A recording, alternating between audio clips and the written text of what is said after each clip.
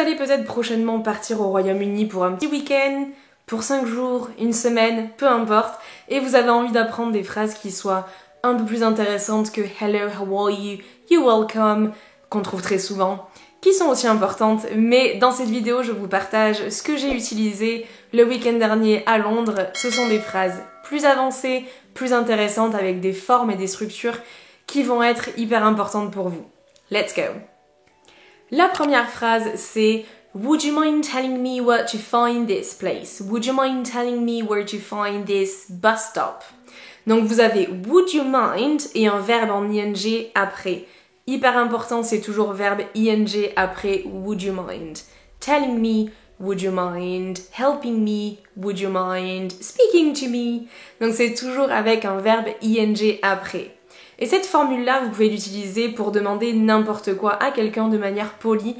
Et ça change un peu de « excuse me »,« can you tell me ». C'est un peu différent, ça change un peu, c'est une manière plus avancée de demander de l'aide à quelqu'un. C'est plus avancé et c'est aussi poli, donc on adore. La phrase numéro 2, c'est « I'm sorry, but I can't seem to find the code for the door ». I can't seem to find my luggage. I can't seem to find my keys or any other options.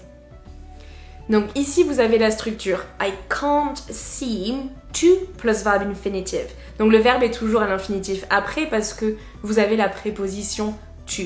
I can't seem to find, I can't seem to have, I can't seem to understand. Donc vous avez plein d'options possibles, ça marche avec beaucoup de contextes. Et encore une fois, vous avez besoin d'aide et vous demandez de l'aide à quelqu'un, mais ça va pas être direct cette fois-ci. C'est pas est-ce que vous pouvez m'aider, est-ce que vous pouvez me dire ça, me dire si. C'est un peu plus détourné, c'est plus comme si on disait je suis désolée mais j'ai pas trouvé ceci ou cela. Et du coup forcément la personne en face va venir en aide, va nous donner la réponse si on demande à la bonne personne, of course. La troisième phrase, c'est plus pour le vocabulaire qui est hyper important. How much is a single ticket? How much is a return ticket? Is it off-peak time only? So, ici, très important, single, return, off-peak. Ça, c'est 3 mots si vous voyagez aux États-Unis, au Royaume-Uni. C'est hyper important parce que dès que vous allez prendre le bus, le train, peu importe les transports, vous allez avoir sur les machines ou si vous passez avec quelqu'un directement, retrouver ces mots. Single, c'est un aller. Return, c'est un aller et retour. Et off-peak, ça veut dire que c'est hors temps de... c'est hors heure de pointe. Voilà, j'avais besoin de retrouver en français. Hors heure de pointe. Donc c'est hyper important parce qu'au Royaume-Uni, vous avez des prix différents en fonction de si c'est le matin tôt ou en fin d'après-midi. Ça va être plus cher. Et si c'est entre ces créneaux-là, du coup, ça va être moins cher. Donc c'est hyper important. Si vous n'avez pas besoin de prendre un train ou un bus à 8h du matin, bah, prenez off-peak, c'est beaucoup moins cher. Et généralement, les return tickets sont moins chers aussi que si vous prenez juste un aller. La quatrième phrase qui est un peu longue mais toujours utile. Do you know how long it's going to take to get to this point? Do you know how long it's going to take to get to this bus stop? Bus stop, train stop, platform, whatever.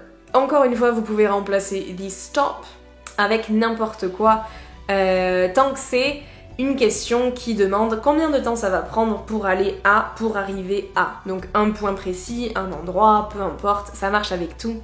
Et ici, les gens font souvent des erreurs avec how long. Donc how long, c'est pour une durée et pas how many times, how much, mais how long. Et le deuxième point, c'est to get to this stop.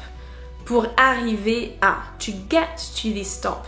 On n'emploie pas très souvent to get, on n'aime pas ça. Et pourtant en anglais on l'utilise très souvent. To get to this point, ça veut dire pour arriver à ce point-là. Donc to arrive to this, c'est possible, mais to get is much better. La phrase numéro 5. Is there any way I could leave my luggage there? Is there any way I could do this? Is there any way I could? Donc ça, cette phrase-là, elle est hyper utile, encore une fois, elle est très polie. Et c'est pas très direct, c'est pas I want to do this. C'est est-ce qu'il y a un moyen de, est-ce qu'il y aurait un moyen de faire ça? Du coup c'est poli, on demande pas directement, les Anglais adorent et encore une fois c'est assez facile à utiliser. Is there any way I could? Très souvent on va l'utiliser avec le modal could et du coup après ça il faut un verbe infinitif donc c'est assez facile. Is there any way I could do this? Is there any way I could ask you? Is there any way I could find the address? Vous pouvez mettre tout ce que vous voulez après. Encore une fois, c'est des phrases qui sont intéressantes à connaître pour changer un peu de can I, could I, do you know, I need help. C'est juste hyper varié et un peu plus avancé, un peu plus compliqué en termes de structure, mais du coup beaucoup plus intéressant. Et généralement, les Français vont dire is it possible to, mais là vous avez une autre option, is there any way that I could. Vraiment très très intéressante ici. Et je l'ai utilisé pour vous donner un exemple précis pour demander si je pouvais laisser ma valise avant le check-in et aussi après le check-out. Et du coup ça a été possible.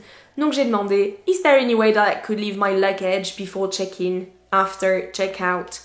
Et du coup la personne m'a dit oui, no worries, no problem. La numéro 6, c'est une phrase qui est un peu plus facile mais qui change un peu aussi, qui est un peu plus longue, un peu plus structurée. Et c'est par exemple we need to go to the Buckingham Palace shop but I'm not sure this is the correct way. Et encore une fois, vous invitez la personne à venir vous aider, elle va vous dire c'est en effet le bon chemin, ce n'est pas le bon chemin et elle va vous donner la bonne réponse. Vous pouvez utiliser cette phrase avec n'importe quel lieu, n'importe quel endroit, encore une fois, et ça marche du coup pour tout, donc n'hésitez pas à l'utiliser. Numéro 7, ça concerne la queue, quand vous faites la queue pour un endroit, quelque chose, et c'est hyper important parce que au Royaume-Uni, les Anglais sont assez stricts à ce niveau-là, assez ordonnés contrairement aux Français, donc c'est toujours important. Et j'ai demandé du coup la numéro 7, I haven't booked anything, but can I still queue here? Or do I need to use a different queue? Cette phrase-là, du coup, vous expliquez un peu le contexte à la personne concernée. Vous avez pas de ticket, vous avez rien réservé. Est-ce que pour autant vous pouvez utiliser la queue ici ou est-ce que c'est une autre à un autre endroit? Et c'est arrivé assez souvent dans les musées par exemple. Vous pouvez réserver même quand c'est gratuit parce qu'il y a tellement de monde maintenant, je pense qu'ils font ça. Donc vous pouvez réserver, avoir un ticket du coup et utiliser une certaine queue mais pas une autre. Donc avant de faire la queue, vu le nombre de personnes qu'il y a, autant demander et être sûr. Et en plus ça vous fait une autre conversation avec quelqu'un donc c'est toujours bon à prendre. Dans cette phrase on utilise le present perfect, I haven't booked anything. Parce que il y a une conséquence avec le présent, vous êtes là en train de chercher du coup où il faut faire la queue.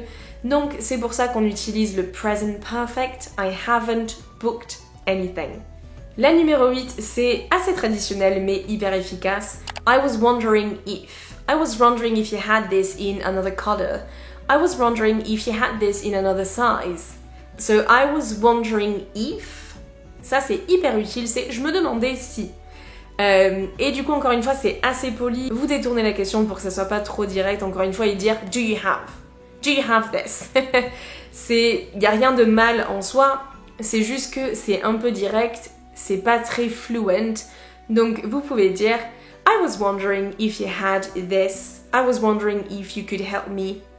Encore une fois on peut utiliser juste le début de la phrase et changer la fin de la phrase pour n'importe quel autre contexte. Et n'oubliez pas de mettre le verbe au passé après I was wondering if ou alors d'utiliser un modal could, would, c'est généralement ce qui est utilisé. Donc c'est assez facile, si vous connaissez ça, vous pouvez l'utiliser de plein de manières différentes. Les deux dernières sont vraiment hyper utiles, surtout pour Londres, mais pour n'importe quelle grande ville en fait. Numéro 9, c'est do I need to top up my Oyster card? Do I need to top up my Oyster card? Donc si vous utilisez le métro à Londres, qui s'appelle The Tube, vous avez une carte qui s'appelle Oyster. Je sais pas pourquoi d'ailleurs. Mais Oyster Card. Et moi, vu que j'ai vécu un mois à Londres, j'ai cette carte-là pour le métro. Ça permet d'avoir un tarif un peu plus préférentiel et clairement le métro à Londres est très cher. Donc c'est utile si vous restez une semaine par exemple.